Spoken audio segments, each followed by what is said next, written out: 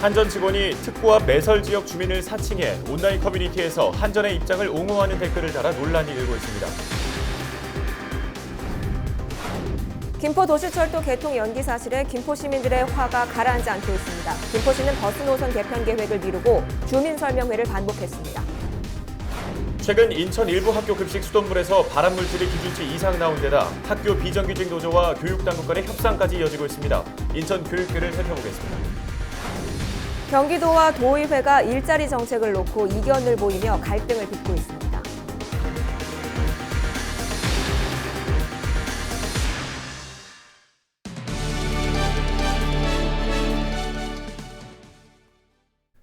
시청자 여러분 안녕하십니까? 헬로티비 뉴스 시작합니다. 오늘 첫 소식으로 김포 도시철도 관련 소식 전해드립니다. 도시철도 개통 지연 사태를 바라보는 시민들의 분노가 쉽게 가라앉지 않고 있는데요. 정하영 김포시장은 관계기관과의 협의를 통해 안전한 개통 방안을 찾겠다고 밝혔습니다. 이후 추진 상황도 시민들에게 투명하게 공개하겠다는 입장입니다. 이세진 기자의 보도입니다. 두 번째 도시철도 개통 지연 시민 설명회는 전날보다 차분한 분위기 속에 진행됐습니다.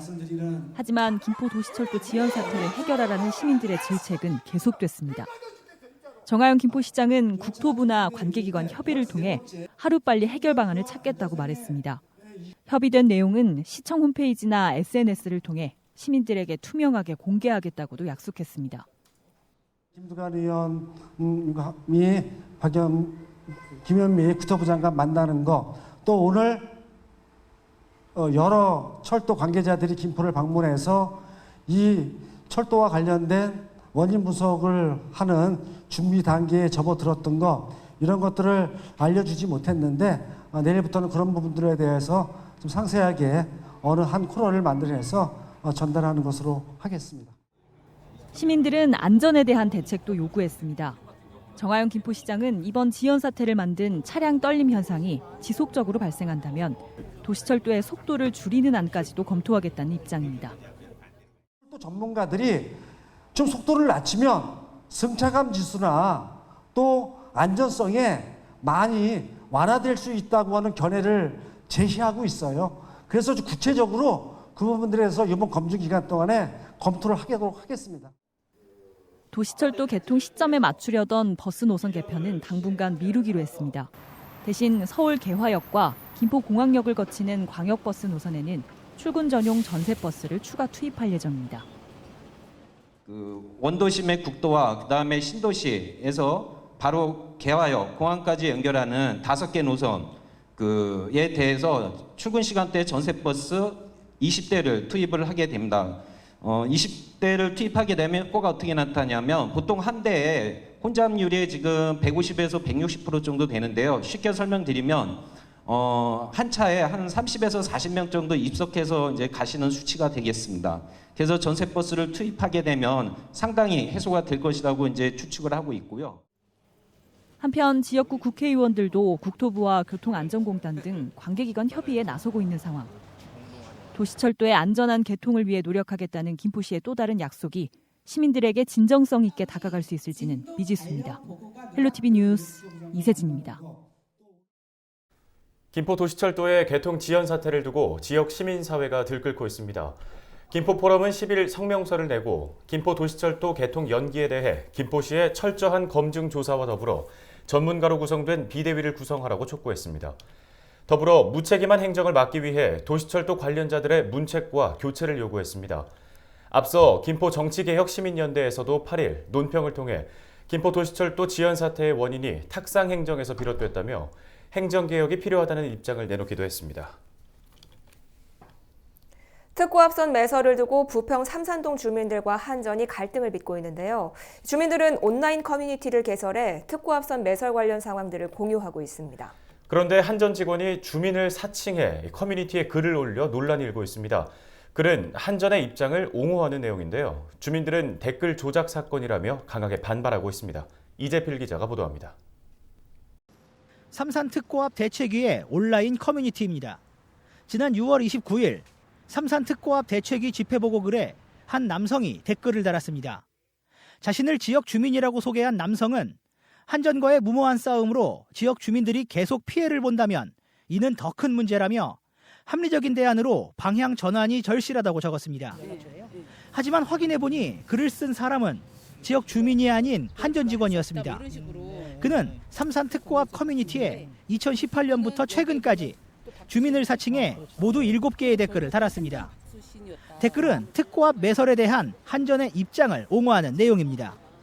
사실이 알려지자 지역 주민들은 강하게 반발했습니다. 특히 한전 직원이 주민 여론을 분열시키기 위해 주민을 사칭한 댓글 조작 사건이라고 강조했습니다. 주민을 가장해서 주민인 척, 그리고 주민이라고 속이면서 밴드에 들어왔다는 것 자체, 그리고 동향만 살핀 것이 아니라 자기는 주민인 거고 지역 주민으로서 이 문제가 빨리 해결되길 바란다면서 마치 여론 조작을 하려고 했었던 부분, 이런 것들은 저는 도저히 용서할 수가 없습니다. 이에 대해 해당 한전 직원은 지역 주민인 것처럼 댓글을 올린 부분에 대해서 주민들에게 사과하고 싶다고 밝혔습니다. 이어 현장에서 주민들과 이야기를 나눠봤을 때 대책위와 다른 의견도 많았던 것은 사실이라며 하루빨리 원만한 협의가 이루어졌으면 하는 마음에서 충동적으로 댓글을 남기게 됐다고 해명했습니다. 그는 마지막으로 주민들과 진정성 있고 원만한 합의가 되었으면 한다고 말했습니다. 삼산동 특고 앞 대책위는 해당 한전 직원에 대한 민형사상의 대응을 준비 중입니다. 헬로티비 뉴스 이재필입니다. 지난 9일 밤 11시 43분쯤 인천시 남동구의 한 도장 공장에서 화재가 발생했습니다. 불은 건물과 집기류 등을 태우고 발생 1시간 53분 만에 진화됐습니다. 다행히 인명피해는 없었습니다. 소방당국은 공장 지붕에서 불꽃이 시작됐다는 신고자의 증언 등을 토대로 정확한 사고 경위를 조사 중입니다. 경기도와 도의회가 일자리 정책을 놓고 이견을 보이며 갈등을 빚고 있습니다. 경기도는 9일 열린 도의회 일자리 창출 특별위원회에서 올해 일자리 창출 사업 477개를 통해 공공일자리 11만 개를 만들겠다고 밝혔습니다. 이에 대해 도의회는 단기 일자리 중심이 아닌 실효성 있는 일자리 정책이 돼야 한다며 집행부의 정책을 강하게 비판했습니다. 더불어 민간 기업들의 고용을 높이는 경기도형 일자리 정책이 있어야 한다고 지적했습니다. 네, 다음 소식입니다. 교육계 요즘 이슈가 상당히 많은데요. 숨가쁜 일정을 보내고 있습니다. 인천 붉은 수돗물 사태가 계속되는 가운데 지난 8일에는 인천 일부 학교 급식에 쓰이는 수돗물에서 발암물질이 기준치 이상 검출돼 우려가 이어지고 있습니다. 네, 그리고 또 하나의 이슈죠. 현재까지 학교 비정규직 노조와 교육당국의 교섭도 마무리가 되지 않았습니다. 관련한 내용은 취재기자와 자세하게 이야기 나눠보도록 하겠습니다. 이정아 기자가 스튜디오에 나와 있습니다. 네, 이정아 기자. 다양한 이슈 가운데서 먼저 수돗물 논란 짚어보겠습니다. 이번에는 학교 급식에 쓰이는 수돗물에서 발암물질이 나왔다고요? 네, 학교 수돗물에서 발암물질인 총트리 할로메탄이 검출되면서 다시 불안감이 높아지고 있습니다. 총트리 할로메탄은 수돗물 정수 과정에서 주입되는 염소와 또 물속의 유기물들이 반응해서 만들어진 소독 부산물인데요. 보통 실온에서 수시간 좀 두거나 끓이면 제거되는 것으로 알려져 있는데 네. 환경부는 인천 붉은 수돗물 피해 지역 학교 166곳의 수질을 검사한 결과 서부 지역 학교 3곳에서 발암물질인 이 총트리 할로메탄이 기준치 이상 검출됐다고 밝혔습니다. 환경부는 일단 학교 저수조 청소를 하고 난 후에는 수치가 기준치 이하로 내려갔기 때문에 해당 학교의 자체적인 문제점으로 보고 있습니다. 하지만 이게 붉은 수돗물 사태가 이어지는 와중에 좀 발생한 일이라서요. 학부모와 학생들의 당황스러움과 불안감은 이어지고 있는 상황입니다. 방송 보도를 보고 아니죠. 그 시에서는 미리 안내를 했지도 않았잖아요. 진정이 안 됐습니다. 지금 학부모들도 들고 있고 지금 저희 급식 자체가 굉장히 곤란하죠. 생수를 가지고 하게 되니까. 예, 먼저 수돗물 논란부터 짚어봤고요. 다음은 이미 이달 초에 교육계를 뜨겁게 달궜었던 문제죠. 학교 비정규직 문제 짚어보도록 하겠습니다. 학교 비정규직 노조와 교육당국의 재교섭이 최근에 또 있었잖아요. 네. 지난 3일부터 4일 동안 파업에 들어갔었던 학교 비정규직 노조가 교섭에 돌입을 하긴 했지만 원만한 협상이 쉽지는 않은가 봐요. 네, 어제부터 재교섭에 돌입을 했는데 연이어 파행으로 이어지는 모습입니다. 9일 낮부터 교육당국과 학교 비정규직 노조가 만났지만 임금 관련 교섭에 앞서서 교섭위원 선정 문제부터 갈등을 겪었습니다. 노조 측은 집단 교섭의 주 사용자가 교육부인 만큼 교육부도 교섭위원으로 참여하라 이렇게 요구를 했는데 반면 교육부 측은 사용자가 각 시도 시도교육청의 교육감인 만큼 교육부는 직접 교섭을 할 수 없다는 입장이었습니다. 네. 양측은 밤새 교섭위원 문제만 놓고선 대립을 하다가 10일 새벽 1시쯤이 넘어서 교섭장을 떠났습니다. 당연히 주요 현안에 대한 논의는 아예 이루어지지도 못했고요. 네. 그리고 나서 아침이 밝아서 10일 오전에 다시 협상이 열렸지만 지금 이틀째 교섭도 이제 같은 문제로 힘겨루기만 이어가다가 결국 아무것도 합의에 이르지 못한 채 종료가 됐습니다. 네. 네. 양측 교섭위원들은 오는 16일 또 같은 장소에서 다시 만나 논의하는 것으로 향후 일정 정도만 지금 정리를 했고요. 노조 측은 지난 11일 오는 11일 낮 인천 송도에서 열리는 이 전국 시도교육감 협의회 총회장에서 이 피켓팅과 기자회견을 할 계획입니다. 노조는 원하는 방향으로 협상 결과가 이루어지지 않을 경우에는 다시 파업에 돌입을 하겠다고 선언한 상태이기 때문에 예. 일단 결과는 조금 더 지켜봐야겠고요. 새로운 소식 계속해서 전해드리도록 하겠습니다. 네, 알겠습니다. 오늘 여기까지 듣겠습니다. 이정아 기자 수고했습니다.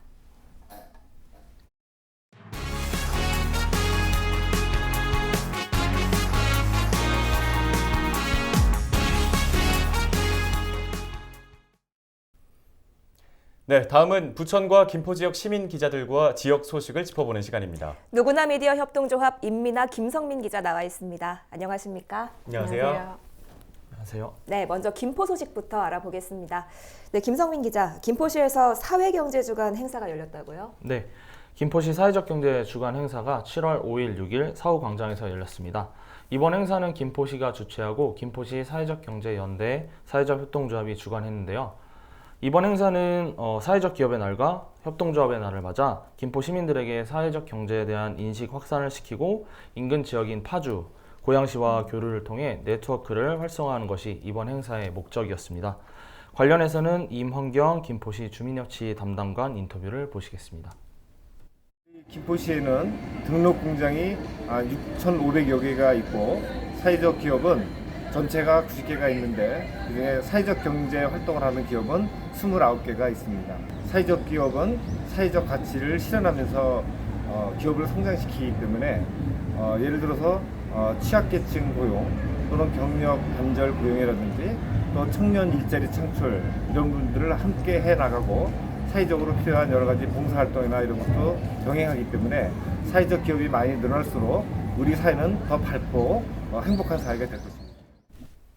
네, 이번 행사 어떤 목적으로 열린 건지 먼저 들어봤는데요. 그런데 이 사회적 경제라는 분야에서는 이번 행사가 처음 열린 거라고요?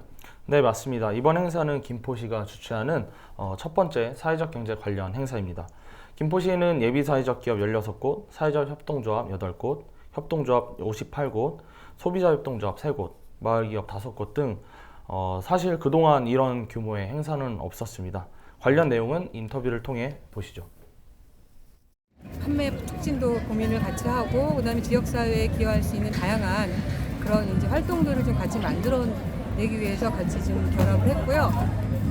그런 과정의 이제 일환으로 이번 행사가 이제 처음 시작이 된 거고 이번 행사의 또 가장 큰 취지는 사회적 경제 기업들이 이제 공공구매, 공공기관과의 연계를 통해서 그 마중물 역할을 할 수 있는 공공구매 영역으로서의 그 연계 사업들을 좀 진행하기 한 일환으로 좀 진행이 되고 있습니다.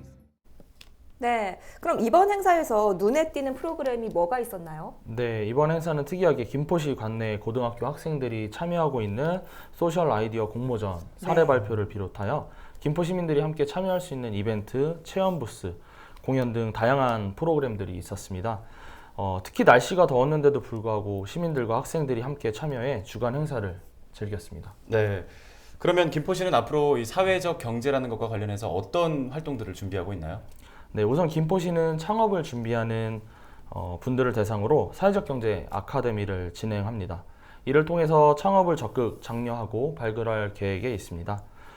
또 마케팅, 시장 분석, 판로 개척 등 찾아가는 사회적 경제 교육을 준비하고 있는데요. 김포시는 일반 시민뿐만 아니라 청소년을 대상으로 하는 사회적 경제 교육도 진행할 계획입니다. 창업을 하려고 준비하시는 분들에게는 창업에 가장 필요한 것들이 시장 분석이나 가지고 있는 역량을 어떤 식으로 그거를 마케팅 쪽으로 엮어갈까, 그래서 사업 계획이나 이런 것부터 작성을 할 수 있게 도와드리고 있고요. 단순히 이게 일반 기업하고 다르게 사회적인 목적이 있으셔야 되잖아요. 그래서 사회적 목적과 비즈니스 모델, 사업 계획을 어떻게 조화를 이뤄서 수익으로서 가져갈 수 있게 할 수 있는지 이 부분에 대해서 중점을 두고 교육을 하고 있는 게 가장 기초적인 그런 방식이고요. 그를 통해 이제 발굴을 해서 예비 사회적 기업이라든가 인증 사회적 기업, 또 마을 기업, 협동조합, 사회적 협동조합 이런 쪽으로 진출을 할 수 있도록 보고 있습니다. 네, 인터뷰 보고 왔는데요. 사회적 경제 주간 행사를 쭉 지켜보셨는데 바람이 있다면 어떤 게 있을까요? 네, 폭염에도 불구하고 사회적 경제를 알리기 위해 많은 분들이 땀을 흘리셨습니다. 이러한 열정이 김포시와 김포 시민들에게 잘 전달되어 공공구매 및 소비로 이어지고 사회적 경제 분야가 지속적인 가능 발전을 이루었으면 좋겠습니다. 네, 알겠습니다. 앞으로도 다양한 김포 지역 소식 기다리도록 하겠습니다.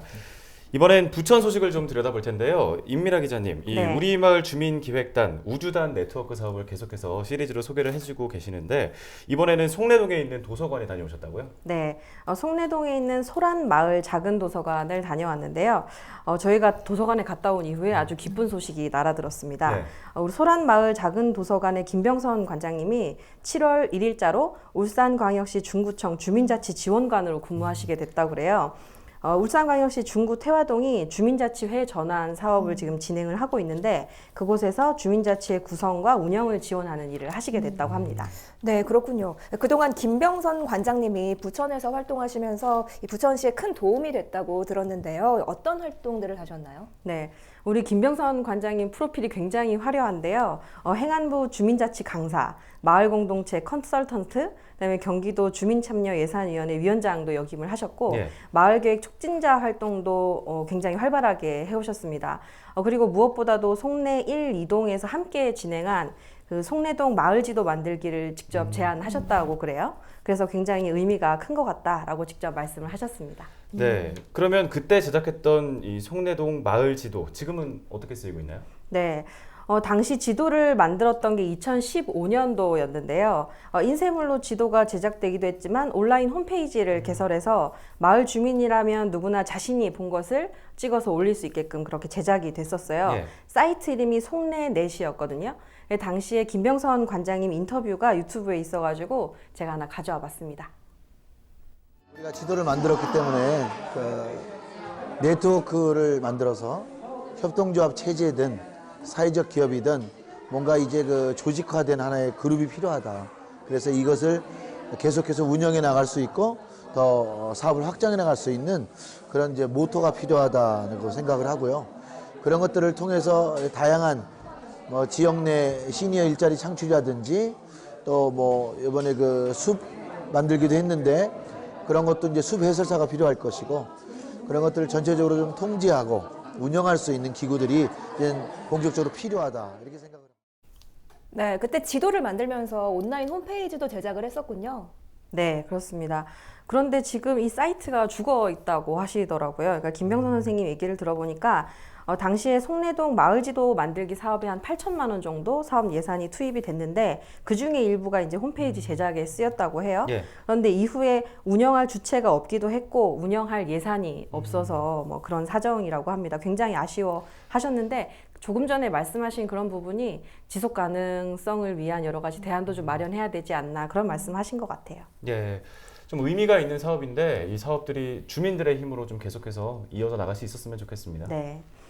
부천에서 경험하셨던 걸 바탕으로 해서 울산에서 좀 꽃을 피울 수 있게끔 부천 지역에서도 많이 응원해야 될 것 같습니다. 네, 저희도 응원하겠습니다.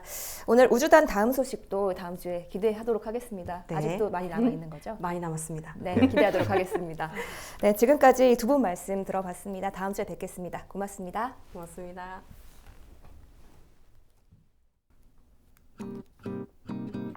날씨 알아보겠습니다. 수요일 오후부터 내리기 시작한 비가 목요일까지 계속 이어지겠습니다. 오전 기온 20도, 낮 기온 26도 보이겠고요. 저녁부터는 소강 상태를 보이다가 그치겠습니다. 비 덕분에 미세먼지는 좋음 수준 보이겠습니다. 주간 날씨 볼까요? 한 주간 쾌청한 하늘 보긴 어려울 것 같습니다. 목요일과 일요일엔 비 소식이 있습니다. 다음 주 초까지는 계속 흐릴 것으로 보이고요. 잠시 주춤했던 더위는 토요일 낮부터 다시 시작되겠습니다. 헬로티비 뉴스, 저희가 오늘 준비한 소식은 여기까지입니다. 저희는 언제나 지역 주민 여러분 곁에 있겠습니다. 시청해주신 여러분 고맙습니다.